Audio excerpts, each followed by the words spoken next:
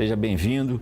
Então, professor, a reversão das alíquotas do IOF tem algum impacto imediato para o consumidor em operações como cartão internacional e câmbio?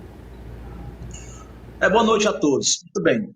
Sobre o IOF, antes de responder objetivamente a sua pergunta, a gente precisa deixar claro o seguinte: esse imposto sobre operações financeiras, ele tem uma característica específica.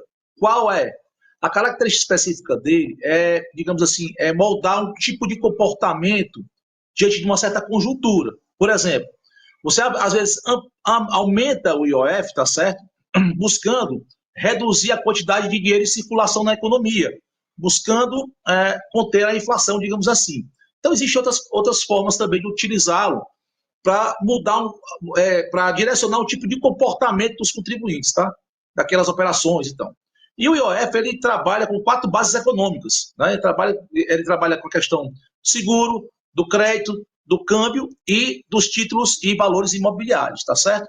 Então, dito isso, veja, o IOF não somente ele atinge, então ele é aplicado para pessoas, digamos assim, para aqueles indivíduos com maior renda, né? Não.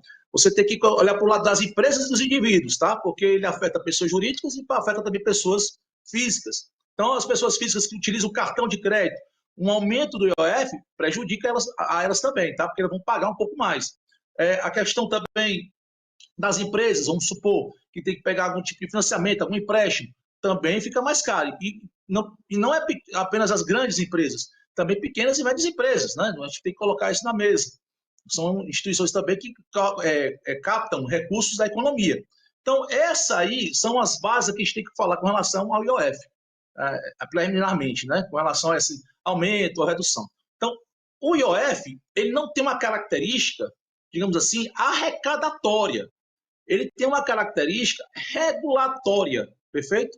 Porque ele tem esse caráter, como eu falei no início, esse caráter extrafiscal desse tributo, tá certo?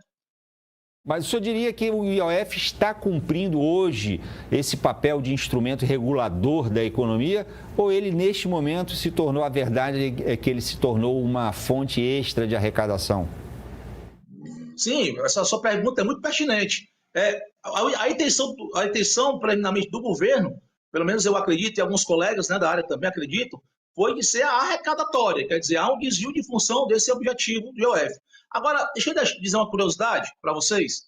A curiosidade é a seguinte: o IOF ele estava já previsto juntamente com a OCDE, tá certo? A Organização de Desenvolvimento Econômico, que o Brasil estava buscando, né, entrar nessa OCDE. Infelizmente, aconteceu o seguinte: o Brasil, com essa intenção, ele se desvia ainda mais, se afasta mais da OCDE, dos países da OCDE. E qual era a tática? A tática era reduzir ou então extinguir esse imposto. Essa era a formação que estava sendo prevista aí para a questão da OCDE do imposto do IOF, tá? Por quê? Porque o IOF, quando é aplicado ao câmbio, que também é como eu falei no início, né? Operações de câmbio, operações de seguro, operações de crédito, que ele incide. Então, na operação de câmbio, ele criava múltiplos caminhos, né? Múltiplas versões de câmbio. Isso atrapalharia o comércio, tá certo? Atrapalharia um pouquinho ali a questão das trocas ali internacionais. Então, com essa questão do aumento, pioraria ainda essa situação, tá certo? Porque aí se afastaria mais ainda dessa visão da OCDE e do FMI, tá? Não só da OCDE, mas também do FMI. Então, realmente, como você falou, a intenção do governo era arrecadatória. Agora, por que isso? Por que o governo buscou compensar com esse aumento do IOF? Bom, aí entendo que caberia, né, na inicial ali do orçamento público, né, quando foi apresentada a proposta orçamentária, caberia um melhor planejamento por parte do governo. Porque perceba, você que está nos ouvindo aí, está nos vendo e ouvindo, né?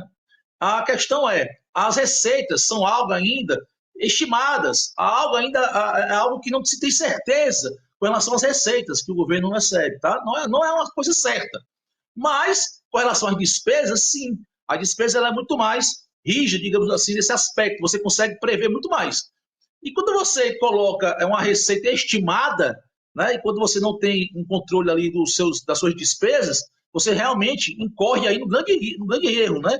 Que é o erro que nós estamos vivenciando hoje, que é a questão da deficiência fiscal do governo.